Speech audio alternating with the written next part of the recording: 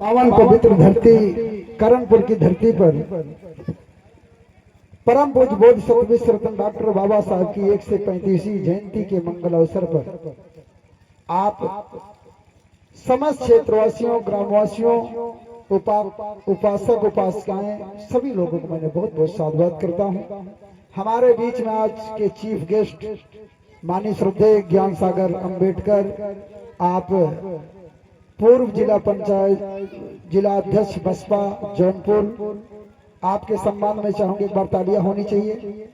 विधानसभा अध्यक्ष माननीय श्रद्धेय सुनील यादव और सुनील गौतम, और हमारे बीच में जो भी साथी बैठे हैं, राय साहब से लेकर प्रदीप, जो किलाई की धरती से जो भी हमारे वक्ता साथी गेस्ट के रूप में बैठे हैं, सबको मैं बहुत बहुत साधुवाद करता हूँ, धन्यवाद करता हूँ। आइए दो शब्द आप लोगों के बीच में बोलने का मौका मिला है। लड़के बोले देवक न्याय तो सब चिल्ला रहे हैं आप लोग, तो कैसे सुन पाएंगे आप लोग? ऐसी बढ़िया घर ही रहा होता तो सब। हेलो, आइए इधर सांस्कृतिक टीम हमारे बीच में माननीय श्रद्धेय विनोद सक्सेना जी, आप जो सांस्कृतिक टीम के माध्यम से आप लोगों को आवाज पहुंचा रहे हैं, बहुत बहुत मंगल, बहुत बहुत साधुवाद होगा। आइए दो शब्द आप लोगों के बीच में रखता हूं। हमें सुन पाएंगे तभी सुना पाएंगे आप लोगों को। थोड़ा शांति व्यवस्था में चाहूंगा कि शांति बनाएंगे।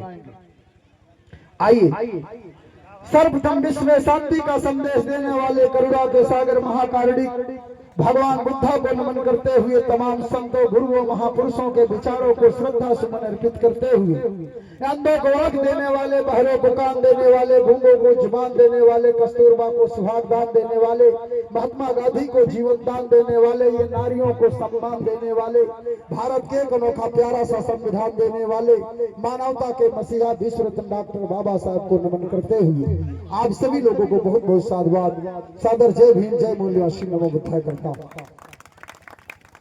आइए दो शब्द आप लोगों को मैं कंसंट्रेट करना चाहूंगी इतिहास के माध्यम से। आज के 4000 वर्ष पहले संपूर्ण दुनिया में कैसी भयानक बीमारी फैली थी, जिससे चारों तरफ वातावरण दूषित हो गया था। देवी देवताओं को खुश करने के लिए, भगवान को प्रसन्न करने के लिए अश्वमेघ यज्ञ, अजमेघ यज्ञ, गोमेघ यज्ञ, नरमेघ यज्ञ, सीधा जिंदा पशु पक्षियों को बलि दिया गया था। कब? सन 1830 ईस्वी में महिलाओं और पुरुषों को जिंदा बलि दिया गया था। ये जो हमारी माताएं बहनें बैठी हैं, जो हमारे धर्म उपासक उपासिकाएं आप लोग बैठे हैं, इसमें खास तौर से महिलाएं अपने घर के अंदर देवी देवताओं की तस्वीर लगाती हैं, मठ मंदिरों पे जाती हैं। आप लोग अपने शरीर को 9 दिन 10 दिन तपाते हैं, जलाते हैं, भूखे प्यासे आप लोग तड़पते हैं। ऐसे में विश्व की मानवता करा रही थी 563 ईसा पूर्व नेपाल की तराइन में राजा शुद्धोधन की पत्नी महामाया की कोख से एक ऐसे महामानव, ऐसे चिकित्सक का जन्म होता है, जिनका बचपन का नाम राजकुमार सिद्धार्थ, पाली में इनका नाम था सिद्धार्थ, सिद्धत से सिद्धार्थ हो गए। और कुछ दिनों बाद राजमहल त्याग कर मगध की धरती बोध गया में एक बोध वृक्ष के नीचे लगातार 5 वर्ष 6 माह 18 दिन लगातार शोध करने के बाद इन्होंने एक ऐसी औषधि शोध की है, जो भी मानव समाज के लोग दुख दर्द से पीड़ित हैं, अगर विधि पूर्ण रूप से सेवन करेंगे तो अवश्य ठीक होंगे, जरूर ठीक होंगे।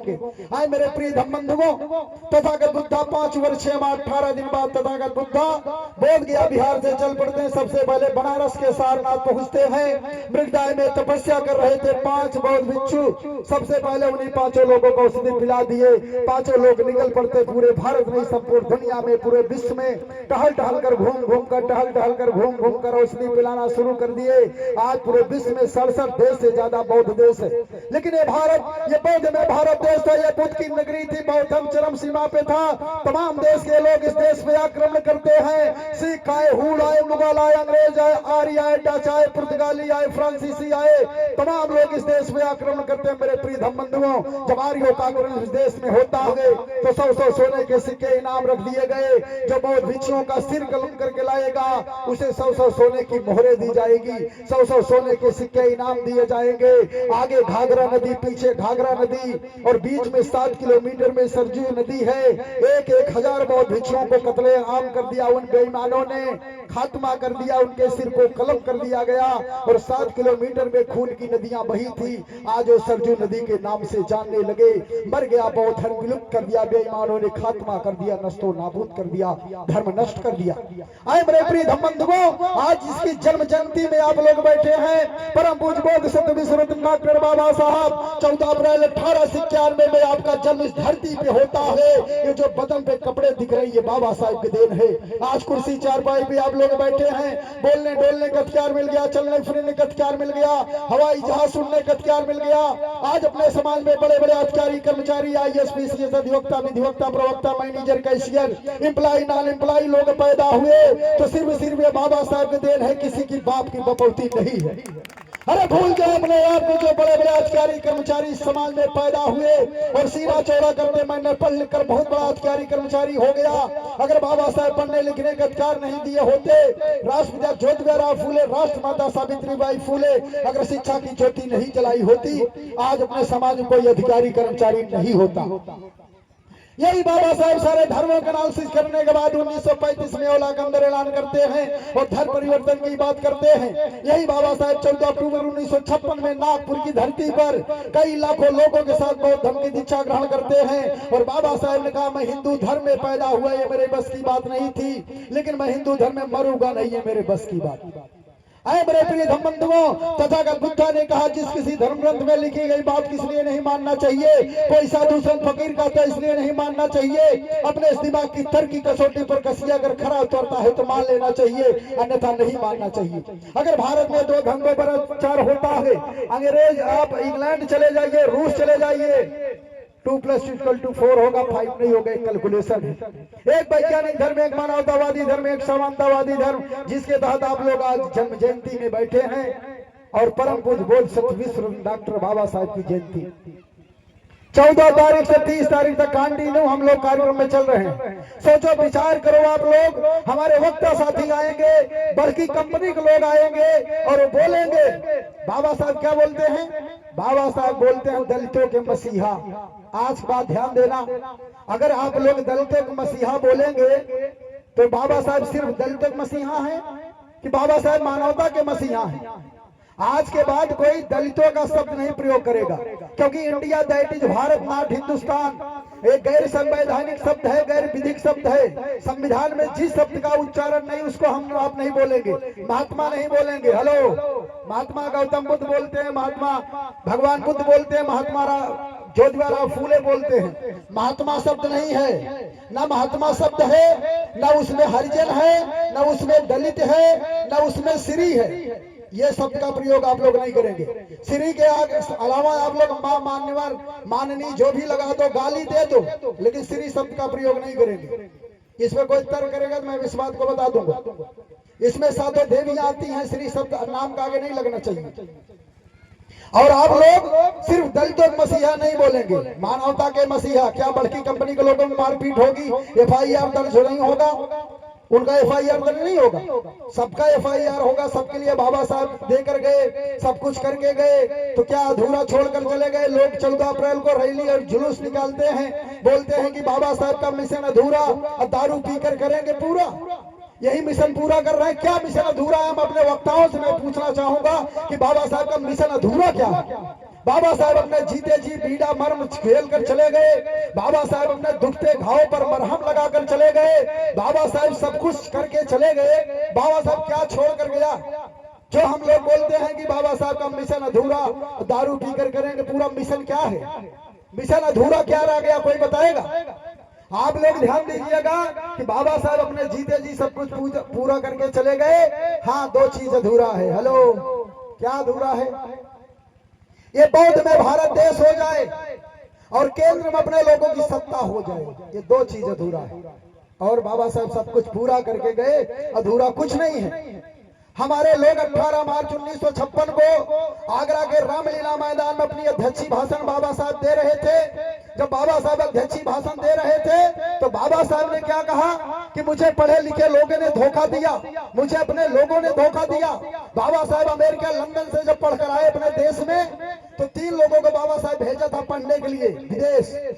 वहां से अपनी अध्यक्षी 18 मार्च 1956 आगरा के रामलीला मैदान में जब अपनी अध्यक्षी भाषण दे रहे थे बाबा साहब, तो एक व्यक्ति आगे, बाबा साहब ने पहचाना, कहा आप आ गए? कहन हाँ मैं तो आ गया। कहनो लोग वहीं शादी कर ली। तब बाबा साहब ने कहा मुझे पढ़े लिखे लोगों ने धोखा दिया, मुझे अपने लोगों ने धोखा दिया। आए मेरे प्रिय धम्मबंधुओं, हम अपना संस्कार, अपनी संस्कृति, अपना पहचान पैदा करेंगे। हम जब तक अपने सिस्टम को फॉलो नहीं करेंगे हम जान नहीं पाएंगे। ऐसे में बाबा साहब ने कहा जिस दिन अपने समाज में 10 डॉक्टर, 20 इंजीनियर, 30 वकील हो जाएंगे तो समाज का भला हो जाएगा। मैं कह रहा हूं कि एक जिलों में लाखों डॉक्टर, लाखों इंजीनियर, लाखों वकील हैं, तो समाज का भला क्यों नहीं हो रहा है? इधर लोग बोलते हैं शिक्षित करो, संगठित करो, संघर्ष करो, और उधर बाबा साहब बोले मुझे पढ़े लिखे लोगों ने धोखा दिया। बड़ा अजीब सा मामला। सोचो, विचार करो आप लोग कि हम लोग, हमारे लोगों को लोग कहते हैं कि कर्म के आधार पर जाति का निर्माण हुआ। अगर कर्म के आधार पर जाति का निर्माण हुआ होता तो टाटा ने लोहा लक्कड़ का काम किया, उसको लोहार होना चाहिए। बाटा ने जूता चप्पल को काम किया, उसको चमार होना चाहिए। दोनों मारवाड़ी बनिया, हेलो, दोनों मारवाड़ी बनिया हैं, तो कैसे कर्म के आधार पर जाति का निर्माण हुआ? ऐसे में आप लोग ध्यान देंगे कि हमारे लोग अज्ञानता से भय पैदा होता है। हेलो, अज्ञानता से भय पैदा होता है, भय से अंधविश्वास पैदा होता है, अंधविश्वास से अंधभक्ति पैदा होती है, अंधभक्ति से मनुष्य का विवेक शून्य हो जाता है। जिस मनुष्य का विवेक शून्य हो जाता है वो तर्क नहीं करता, जो तर्क नहीं करता मूर्ख होता है, जो तर्क कर नहीं सकता वो अंधविश्वासी होता है, जो जरा से आवाज नहीं उठा सकता पूर्ण रूप से गुलाम होता है।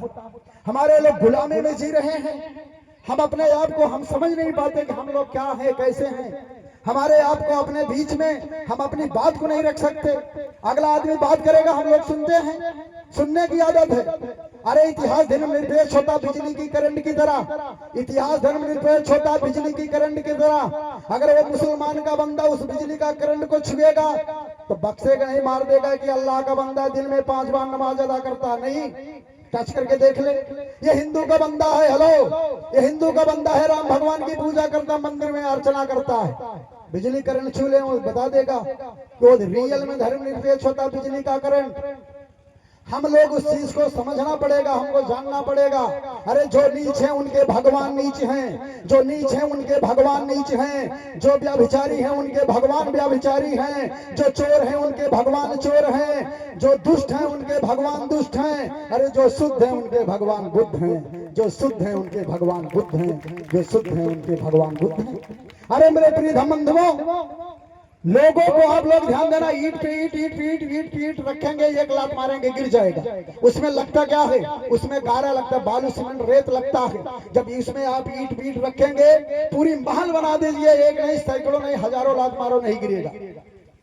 ईट से ईट को जोड़ने के लिए गारा की जरूरत पड़ता है, रबड़ से रबड़ को जोड़ने के लिए सोल्यूशन की जरूरत पड़ती है, लकड़ी से लकड़ी को जोड़ने के लिए फेविकोल की जरूरत पड़ती है, लोहे से लोहे को जोड़ने के लिए वेल्डिंग की जरूरत पड़ती है। तो आदमी के आदमी से जोड़ने के लिए कौन सा केमिकल है? हेलो, आदमी को आदमी से कैसा जोड़ा जाए?